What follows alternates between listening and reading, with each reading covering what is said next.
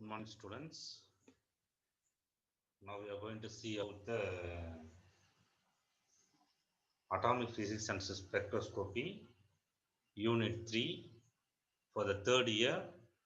So we are going to continue. We are going to see about the Siemens effect. Siemens effect, okay. What is Siemens effect? Siemens effect is a magneto-optical phenomenon. If a source of light produced line spectrum is placed in a magnetic field, ஒரு magnetic ஃபீல்டில் வந்து ஒரு line ஸ்பெக்ட்ரத்தை வந்து place பண்ணால் spectral lines வந்து தெரியும். அந்த spectral lines வந்து பார்க்கறது தான். Okay, the spectral lines are splitted up into components.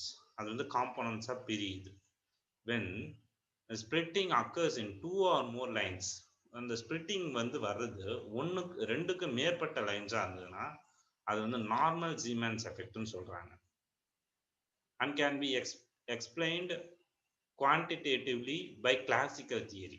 So அதை வந்து எப்படி எக்ஸ்பிளைன் பண்ணுறாங்கன்னா கிளாசிக்கல் தியரி மூலயமா அதை வந்து எக்ஸ்பிளைன் பண்ணுறாங்க அப்படின்னு சொல்கிறாங்க. இன்னொன்று பார்த்தீங்கன்னா the splitting of spectral lines into more than 3 components. ஒரு 3 காம்போனண்ட்டுக்கு மேலே இருந்ததுன்னா அதுக்கு வந்து அது வந்து வீக் மேக்னெட்டிக், அது வந்து அதோட மேக்னெட்டிக் ஃபீல்டு காம்போனன்ட் இன் ஆர்டினரி வீக் மேக்னெட்டிக் ஃபீல்டு, அதோட மேக்னெட்டிக் ஃபீல்டு வந்து வீக்காகவும் இருக்கும். அது வந்து என்னன்னு சொல்றாங்கன்னா அனார்மஸ் ஜீமன் எஃபெக்ட்னு சொல்றாங்க. அனாமலஸ் ஜீமன் எஃபெக்ட் அப்படின்னு சொல்றாங்க. This can be explained in this cannot be explained in classical theory. இது வந்து கிளாசிக்கல் தியரி மூலமா எக்ஸ்பிளைன் பண்ண முடியாது அப்படின்னு சொல்றாங்க. ஓகேவா.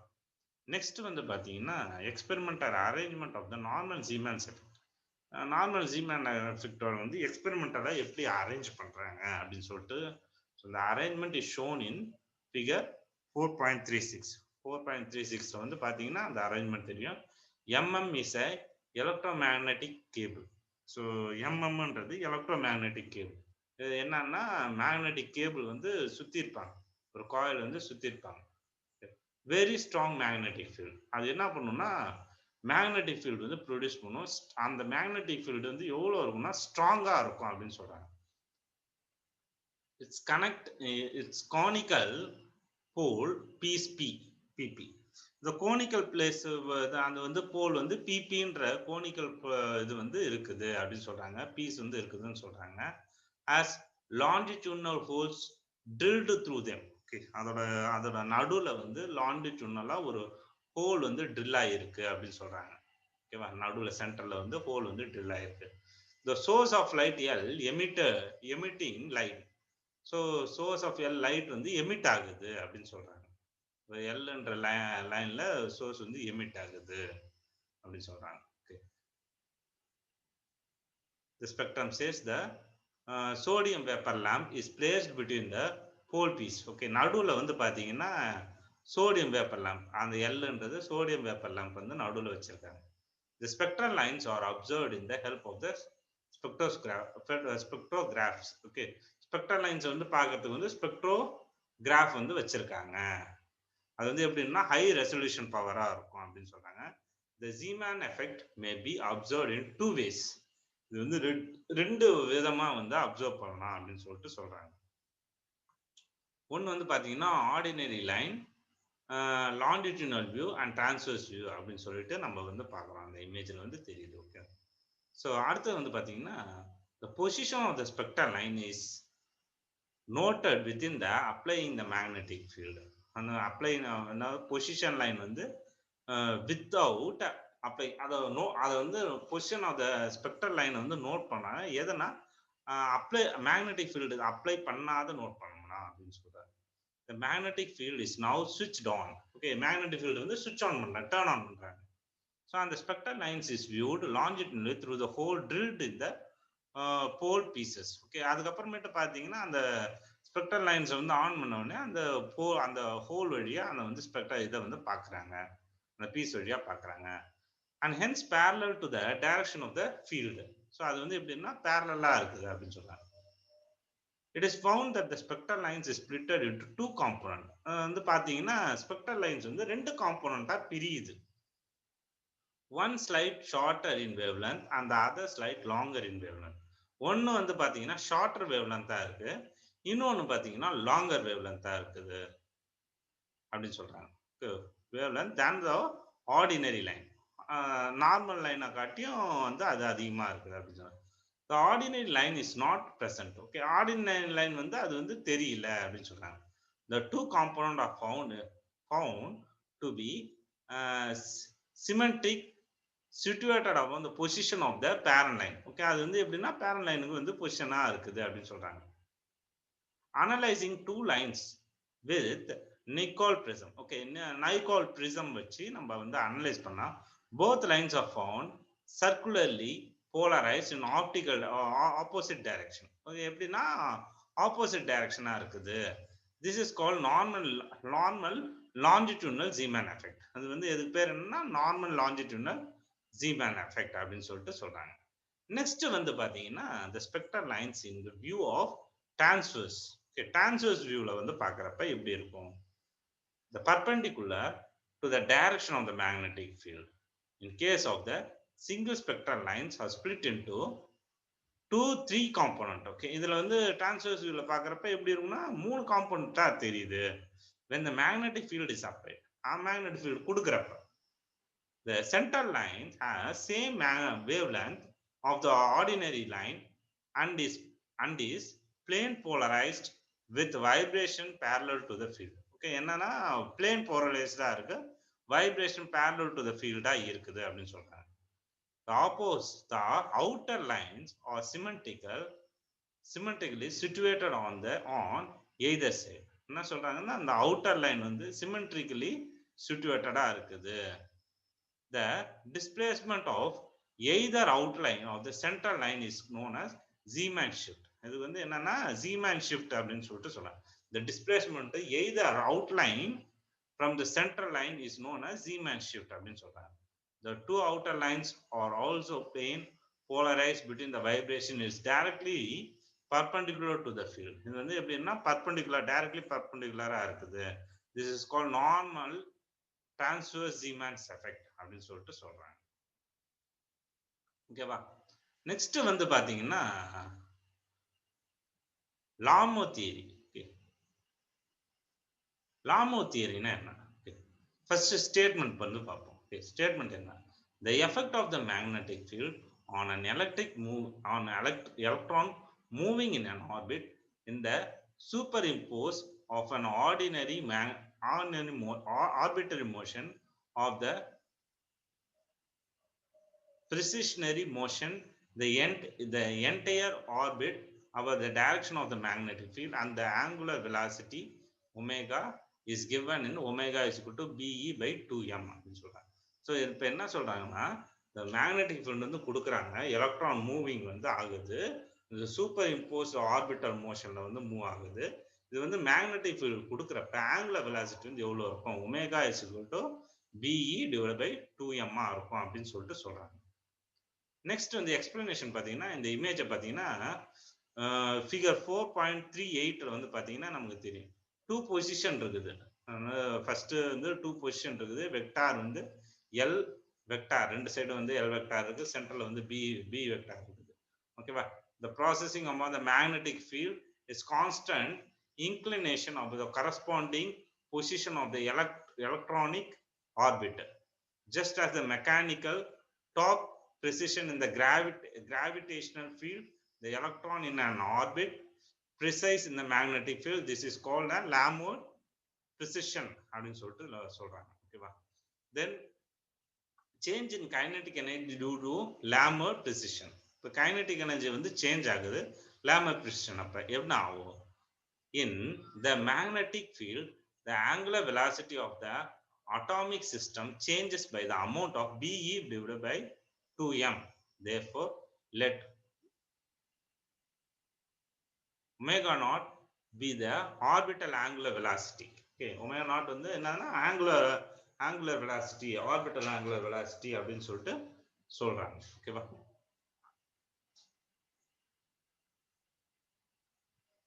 Then the kinetic energy is equal. அப்ப வந்து kinetic energy வந்து எவ்வளவா இருக்கும்? Half m r square into omega naught plus be divided by 2m whole square minus half m r square omega naught square அப்படின்னு சொல்றாங்க. therefore இப்போ வந்து நம்ம வந்து அதை வந்து உள்ளார சப்ஸ்டிட்யூட் பண்ணோம்னா அந்த டேர்ம் வந்து எப்படி வரும்னா half m r square omega naught square into 1 plus be divided by 2m omega naught whole square minus half m r square into omega naught square. ஓகேவா? ஸோ இதுதான் வந்து நம்ம டேர்ம் வர்றது. அடுத்தது பார்த்தீங்கன்னா அதை இன்னும் ஃபர்தராக சிம்பிளிஃபை பண்ணால் என்னவா மாறும் அந்த டேர்ம் அப்படின்னா half m r square omega naught square into 1 plus be by m omega naught minus half m r square into omega naught square அப்படின்னு சொல்லிட்டு வரும். ஸோ ஃபர்தராக சிம்பிளிஃபை பண்ணுறப்ப mr square omega naught square into be divided by 2m omega naught.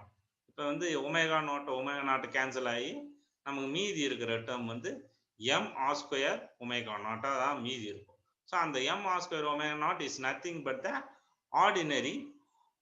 Original angular momentum.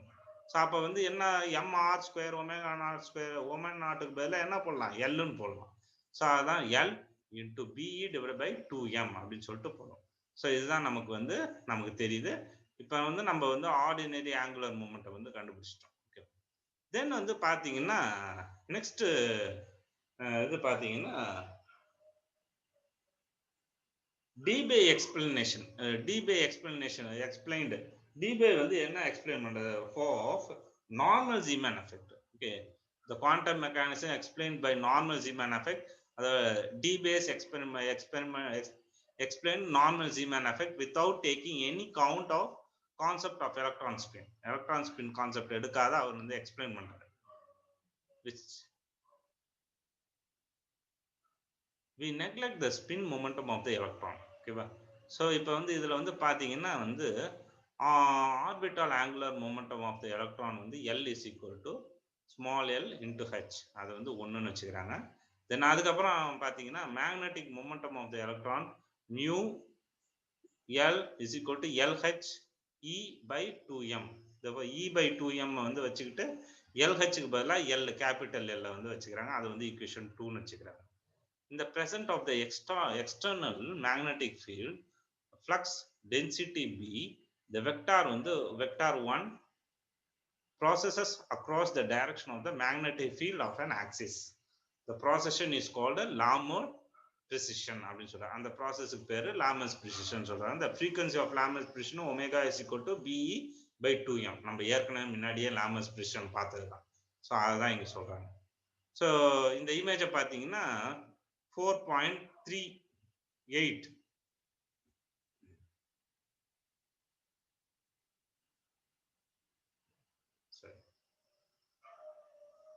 the two position of the electron vector. Okay, இப்போ வந்து ரெண்டு vector இருக்குது.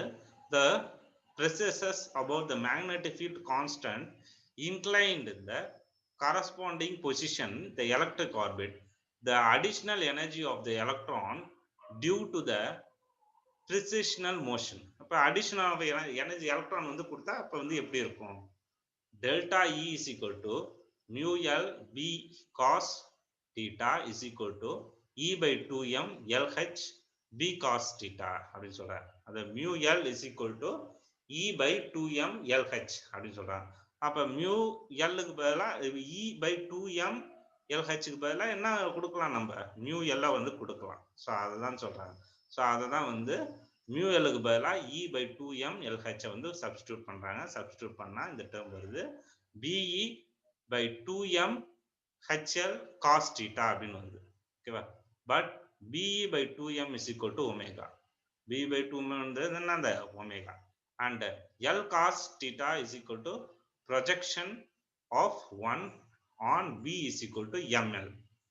Therefore இப்போ வந்து பாத்தீங்கன்னா வந்து நெக்ஸ்ட் டேர்ம் வந்து எப்படி வரும்னா delta E is equal to ml EH divided by 2m B that is equal to ml omega h. That is equation 4 ன்னு வச்சுக்கலாம். இந்த வந்து இமேஜ் 4.39 வந்து பாத்தீங்கன்னா ஒரு ஃபீல்டு வந்து L இருக்கு, L is equal to 1, L is equal to 2 இருக்கு. அது வந்து எக்ஸைட்டட் ஸ்டேட்ல இருந்து கிரவுண்ட் ஸ்டேட் வரப்ப எப்படி வரும் அப்படின்னு சொல்லிட்டு சொல்றாங்க. ஸோ இந்த டேர்ம் வந்து நெக்ஸ்ட் டேர்ம் வந்து பார்த்தீங்கன்னா வித் ஃபீல்டு, வித்தவுட் ஃபீல்டில் வந்து எப்படி வந்து வருது, வித் ஃபீல்டில் வந்து எப்படி வருது அப்படின்னு சொல்லிட்டு அந்த டீவியேஷன் வந்து பார்க்குறாங்க. Okay, therefore VB is equal to V naught del V அப்படின்னு சொல்லிட்டு வருது. ஸோ அப்போ வந்து வித் டிவியேஷன் வித்தவுட் டிவியேஷன் மாறி மாறி வருது. Now M1 can be 2L plus 1 value plus L or minus L இருக்கலாம் அப்படின்னு சொல்றாங்க. Therefore external magnetic field will spin in single energy level. Okay, எக்ஸ்டர்னலா மேக்னெட்டிக் ஃபீல்ட் கொடுத்தா அது வந்து சிங்கிள் எனர்ஜி லெவலில் ஸ்பின் ஆகும். 2L plus 1 லெவலாக இருக்கும். டி ஸ்டேட்டாக இருந்ததுன்னா L is equal to 2 இருக்கும். பை சப் லெவல் P ஸ்டேட்டாக இருந்தால் L is equal to 1 இருக்கும் அப்படின்னு சொல்கிறாங்க. Therefore let E naught dash represent the energy level L is equal to 1 in the absence of magnetic field, and EB dash represent the energy level present of the magnetic field. Then EB dash is equal to E naught dash plus delta E dash is equal to E naught dash. Delta E டேஷுக்கு பதிலாக நம்ம என்ன substitute பண்ணுறோம்? Delta E டேஷுக்கு பதிலாக நம்ம ஏற்கனவே 1 ml omega H இருக்குல்ல, அதை சப்ஸ்டியூட் பண்ணுறோம். ஸோ அதை வந்து அங்கே வந்து கொடுக்குறோம். therefore M1 EH divided by 2MB அப்படின்னு சொல்லிட்டு சப்ஸ்டியூட் அந்த ஈக்குவேஷன் 5 வச்சுக்கிறோம். therefore அதே மாதிரி பார்த்தீங்கன்னா EB double dash is equal to E naught double dash plus E delta E double dash is equal to E double dash plus M L double dash EH divided by 2M into B. அது equation 6 னு வச்சுக்கிறோம். The quantity of the energy radiation in the presence of the magnetic field. Magnetic field கொடுக்கறப்ப வந்து அதோட quantity வந்து எப்படி இருக்கும் அப்படி சொல்றாங்க. ஸோ இப்போ வந்து என்ன ஆகும்? EB double dash minus EB dash அப்போ வந்து எப்படி இருக்கும்? That is equal to E naught double dash minus E naught dash plus ML double dash minus ML dash into EH divided by 2M into B. therefore அதை வந்து ஃபர்தரா simplify பண்ணா அந்த term வந்து 2M க்கு பதிலா என்னவா மாறும்? 2 pi M மாறும். therefore HV is equal to HV naught plus delta ML EH divided by 4 pi M into B அப்படின்னு வரும். therefore நம்ம HH கேன்சல் ஆயிடும். HH வெளில இருந்து எடுத்துட்டு வந்தா கேன்சல் ஆயிடும். மீதி இருக்கிறது V is equal to V naught delta ML EB divided by 4 pi M.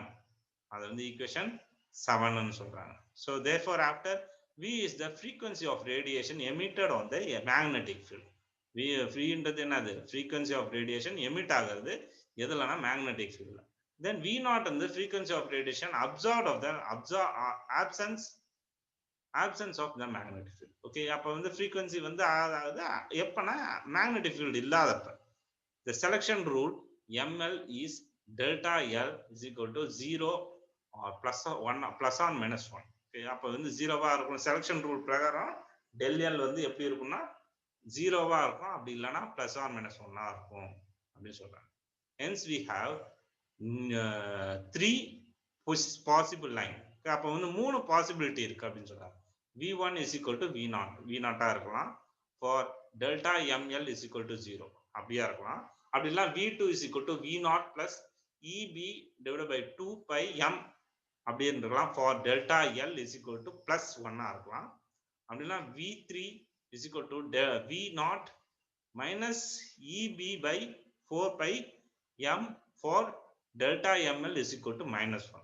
அதாவது delta ML வந்து 0வா இருந்ததுன்னா எப்படி இருக்கும்? delta ML வந்து plus 1 இருந்தா எப்படி இருக்கும்? delta ML minus 1 இருந்தா எப்படி இருக்கும்? so therefore இந்த term வந்து சொல்றாங்க representing the normal Zeeman effect, although there is a 9 possible transition, there groups into only 3 different frequency. அப்படியே பார்த்தோம்னா 9 possible transition வந்து இருக்குது. ஆனா வந்து இங்க 3 frequency components தான் வந்து காமிக்கிறாங்க. indicates the equation 8, 9 and 10. ஓகேவா? the 3 transition bracket change that delta ML is same, hence they are represent the same energy level, change of energy and single line. okay. Next வந்து இது வந்து நம்ம வந்து ஜீமேன் effect வந்து பார்த்தோம். இது வந்து டிபே எக்ஸ்பெரிமெண்ட்ல வந்து எக்ஸ்பிளைன் பண்றாரு. நெக்ஸ்ட் வந்து பாத்தீங்கன்னா அனாமலஸ் ஜீமேன் எஃபெக்ட். அனாமலஸ் ஜீமேன் எஃபெக்ட்னா என்ன? This can be explained only by using the idea of spin of electron. இது வந்து எக்ஸ்பிளைன் பண்ணலாம். அது வந்து எப்படி எக்ஸ்பிளைன் பண்ணலாம்னா ஸ்பின் ஆஃப் எலக்ட்ரானை பொறுத்து தான் நம்ம இதை வந்து எக்ஸ்பிளைன் பண்ண முடியும் அப்படின்னு சொல்றாங்க. With introducing of spin we have two angular momentum vector 1 and s associated with each electron. Okay, 1 s வச்சு நம்ம வந்து இது பண்றோம். அப்ப வந்து எதை பொறுத்து அமையுதுன்னா எலக்ட்ரானை பொறுத்து அமையுது. the total angular momentum vector j is equal to 1 plus s அப்படின்னு சொல்றாங்க. அது வந்து ஈக்குவேஷன். என்ன சொல்றாங்க? angular momentum வந்து j is equal to 1 plus s அப்படின்னு சொல்றாங்க. ஓகேவா? therefore the magnetic momentum due to orbital motion mu L is equal to 1 into E H divided by 2m. அது equation 2 னு வச்சுக்கிறாங்க. mu L is the directed oppositely by 1 because of negative charge of electron. இது என்னன்னா negative charge of electron பொறுத்து இருக்கு அப்படின்னு சொல்றாங்க. Similarly, the magnetic momentum due to spin of electron. இப்ப magnetic spin of electron magnetic momentum spin of electron நடக்கிறப்ப mu s is equal to 2s EH divided by 2m. அது வந்து equation 3 னு வச்சுக்கிறாங்க. இந்த இமேஜை பார்த்தீங்கன்னா 4.40 வந்து பார்த்தீங்கன்னா நம்ம mu s இருக்குது, mu l இருக்குது, mu 1 இருக்குது. ஓகேவா? ஸோ இது வந்து ஸ்பின் ஆஃப் எலக்ட்ரான் நடக்குது. mu 1 வந்து ஸ்பின் ஆஃப் எலக்ட்ரான் நடக்குது. அங்க வந்து பார்த்தீங்கன்னா B வந்து இருக்குது, LJS இருக்குது. So mu s is oppositely directly to s. Okay, mu s ன்றது என்னது? ஆப்போசிட், டைரக்ட்லி எஸ்க்கு ஆப்போசிட்டா இருக்குது அப்படின்னு சொல்றாங்க. So because negative charge of electron, அது வந்து எதனாலனா negative charge of electron. The relation between the magnetic momentum and the angular momentum are angular momentum, magnetic momentum, angular momentum are shown in figure. Okay, angular momentum magnetic momentum பார்க்க காமிக்கிறாங்க அப்படின்னு சொல்றாங்க. The resultant magnetic momentum mu is not only J. Resultant magnetic momentum J மட்டும் கிடையாது. Since 1 and s presses about J, mu L and mu s. Okay, and about J. mu L இருக்கு, mu s இருக்கு, அந்த எல்லா J வும் இருக்குது. To find out resultant magnetic momentum electron, each of the vector mu L and mu s is resolved into two components. ரெண்டு காம்போனண்டா பிரிக்கலாம். One along J and the other perpendicular to it. ஒன்னு வந்து J, இன்னொன்னு perpendicular-ஆ இருக்குது அப்படின்னு சொல்றாங்க. The value of perpendicular component of each vector averaged over the period of motion of zero. என்னன்னா zero period of motion வந்து எவ்வளவு இருக்கும்? Zero. The effective magnetic momentum of the electron will be mu J is equal to component of mu L along the direction of J and component of mu s along the direction of J. ஓகேவா? So என்ன சொல்றாங்க? mu J ன்றது என்னன்னா component of mu L across the direction of J and component of mu s across the direction of J ன்னு சொல்றாங்க. Therefore that is equal to EH divided by 2m 1 cos 1 comma J plus EH divided by 2m 2s cos s comma J அப்படின்னு சொல்றாங்க. Therefore EH divided by 2m 1 cos 1 comma J plus 2s cos s comma J அப்படின்னு சொல்றாங்க. Therefore by association to Gaussian's law, cosines lawல வந்து இதை வந்து substitute பண்ணா cos 1 comma J is equal to L square plus J square minus S square divided by 2LJ அப்படின்னு சொல்றாங்க. அதுக்கப்புறம் பாத்தீங்கன்னா S cos Sj is equal to S square plus J square minus L square divided by 2Sj அப்படின்னு சொல்றாங்க. Hence mu J is equal to EH divided by 2m.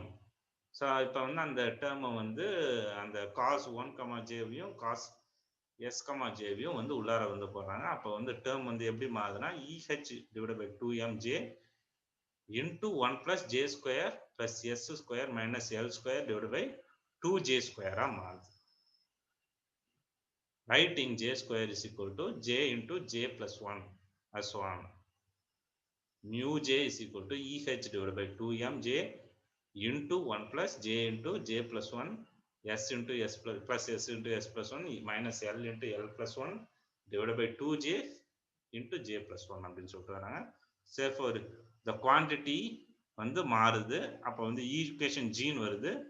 therefore the gன்றது என்னன்னா, that is gன்றது என்னன்னா large g factor அப்படின்னு சொல்றாங்க. ln g factor அப்படின்னு சொல்றாங்க. hence mu j is equal to EH divided by 2m gj அப்படின்னு சொல்றாங்க. therefore if the atom is placed weak magnetic field இருந்ததுன்னா the total angular momentum j processes the direction of the magnetic field. weak magnetic field இருந்தா j வந்து magnetic field direction இருக்கும். the additional energy delta E due to action of the magnetic field of the atomic magnet is delta E is equal to mu j b cos j comma b E is equal to EH divided by 2m g by into j b cos j comma b அப்படின்னு சொல்றாங்க. therefore அப்போ வந்து delta E is equal to EH divided by 2m bg mj அப்படின்னு சொல்றாங்க. therefore அந்த term வந்து பாத்தீங்கன்னா EH divided by 2mb is called as Lorentz unit. வந்து என்ன சொல்றாங்கன்னா Lorentz unit ன்னு சொல்றாங்க. the unit of energy used for expressing the splitting of energy level into magnetic field. அப்ப energy of splitting of magnetic splitting of energy level into magnetic field ன்னு சொல்றாங்க. mj is 2mj plus 1 value அப்படின்னு சொல்றாங்க. therefore L is equal to 0-வா இருக்குது, S is equal to 1 by 2, J is equal to 1 by 2, hence G is equal to 1 plus the value substitute பண்றாங்க. இந்த image பார்த்தீங்கன்னா தெரியும் how the splitting is being occurred. okay, இந்த splitting வந்து எப்படி நடக்குதுன்றது இந்த இமேஜ்ல வந்து தெரியும். P 1 by 2, S 1 by 2. okay, அதுல வந்து splitting நடக்குது. வந்து பார்த்தீங்கன்னா mj can be value of 1 by 2 plus 1 by 2 and minus 1 by 2. the value இந்த டேபிள்ல வந்து அதை வந்து மென்ஷன் பண்ணியிருக்காங்க. L S J G MJ MJG. ஓகேவா? ஸோ இப்போ வந்து இந்த டேர்ம்ல வந்து சப்ஸ்டியூட் பண்றாங்க. Okay, therefore 2S 1 by 2 2P 1 by 2 2P 3 by 2 ஆனதுன்னா எப்படி வந்து இந்த டேர்ம் இருக்கும் அப்படின்னு சொல்லிட்டு. நெக்ஸ்ட் வந்து பாத்தீங்கன்னா அந்த லாங்கர் வேவ் லென்த் காம்போனன்ட் வந்து எப்படி இருக்கும், ஷார்ட்டர் வேவ் லென்த் 4 லைன்ஸா இருக்கும் அப்படின்னு சொல்றாங்க. நெக்ஸ்ட் வந்து பாத்தீங்கன்னா பாஸ்டன்ஸ் பேக் எஃபெக்ட் அப்படின்னு சொல்றாங்க. Paschen Back effect. The Paschen and Back found. Okay, இது ரெண்டு பேரு பாச்சன் அண்ட் பேக்ன்றவங்க ரெண்டு பேரு found that whatever be anomalous Siemens patterns of a given line in a weak magnetic field, the pattern always approximates the normal Siemens tripped as the field strength is propagationally increased. The reducing may occur either through the coaxial line and through the disappearance of certain lines. ஓகேவா? என்ன சொல்றாங்கன்னா அந்த lines வந்து இருக்கலாம், அப்படி இல்லைன்னா அது disappear ஆகலாம் அப்படின்னு சொல்றாங்க. the strong magnetic field coupling between 1 and S. Okay, ரெண்டு இப்போ இந்த இமேஜ் வந்து 4.42 வந்து பார்த்தீங்கன்னா உங்களுக்கு கிளியர் இமேஜ் தெரியும். இதில் வந்து பின்றது ஃப்ரெண்ட் சென்டரில் வந்து காமிச்சிருக்காங்க, எல் அண்ட் எஸ் வந்து காமிச்சிருக்காங்க, எம்எல் அண்ட் எம்எஸ் அப்படின்னு காமிச்சிருக்காங்க. the strong magnetic field couple 1 and S break down, J loses the significance, L and S are quantized separately, L and S process separately about the external magnetic field B. இப்போ external magnetic field B ல வந்து கொடுக்குறாங்க. independent of each other, the energy change due to presence of the field will then made be two part. ரெண்டு பார்ட்டா இருக்கும், L and B பார்ட்டா இருக்கும். delta E is equal to delta E into L plus delta E into S அப்படின்னு சொல்றாங்க. therefore delta E into L வந்து எப்படி எழுதலாம்னா plus delta E into S வந்து எப்படி எழுதலாம்னா B into EH divided by 4 pi m into L cos L comma B plus 2S cos S comma B அப்படின்னு எழுதலாம். அது வந்து EH divided by 4 pi M into B ML plus 2MS அப்படின்னு எழுதலாம். Therefore அந்த term வந்து frequently change delta V is equal to EB divided by 4 pi M into delta ML divided by L plus 2MS அப்படின்னு சொல்லலாம்.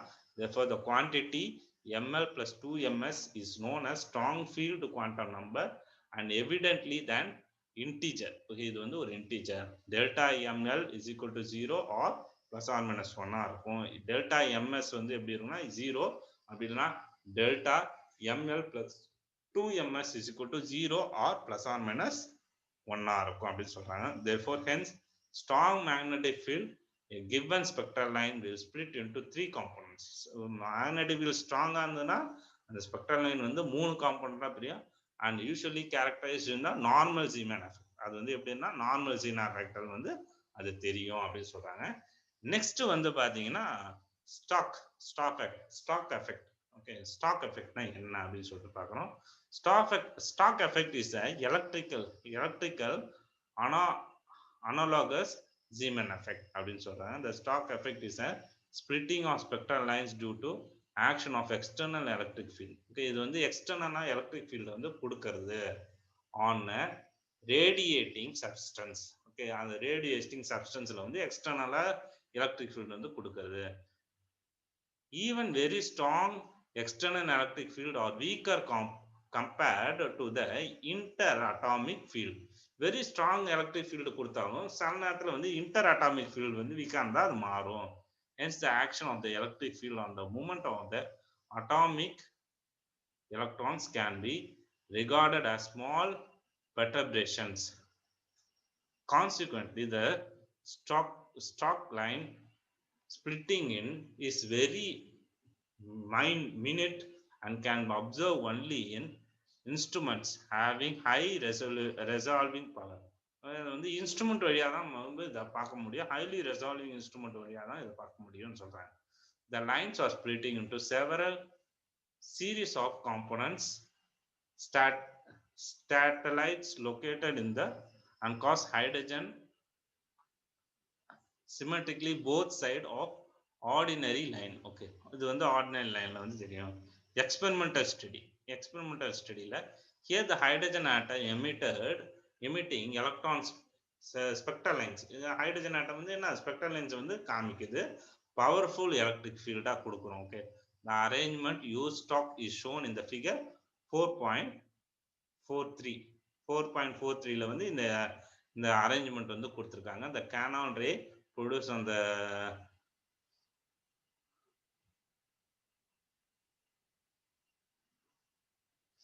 So இந்த அரேஞ்ச்மெண்ட்ல வந்து பார்த்தீங்கன்னா Canon race வந்து சப்ஸ்டியூட் இது பண்ணிருக்காங்க.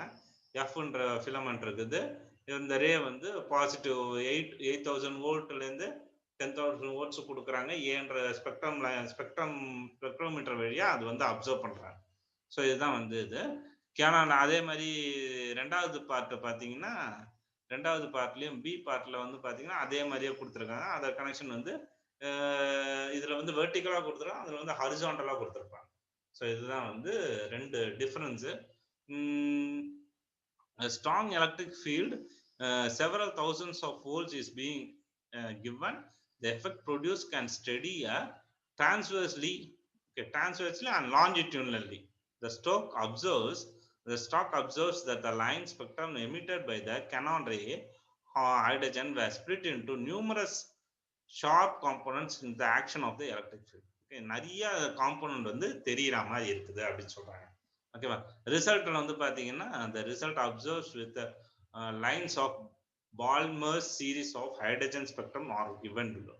Okay, இதுல வந்து பாத்தீங்கன்னா ஃபர்ஸ்ட் வந்து பாத்தீங்கன்னா every line is split up into number of sharp components. All hydrogen lines are symmetrical pattern. அது எல்லா ஹைட்ரஜன் லைன்ஸும் வந்து எப்படி இருக்குன்னா symmetrical pattern இருக்குது.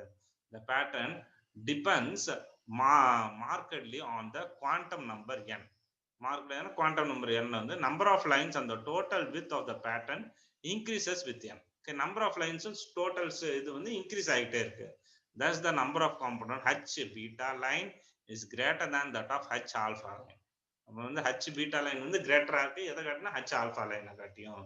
Similarly the number of component H gamma line is greater than number of H beta line அப்படின்னு சொல்றாங்க.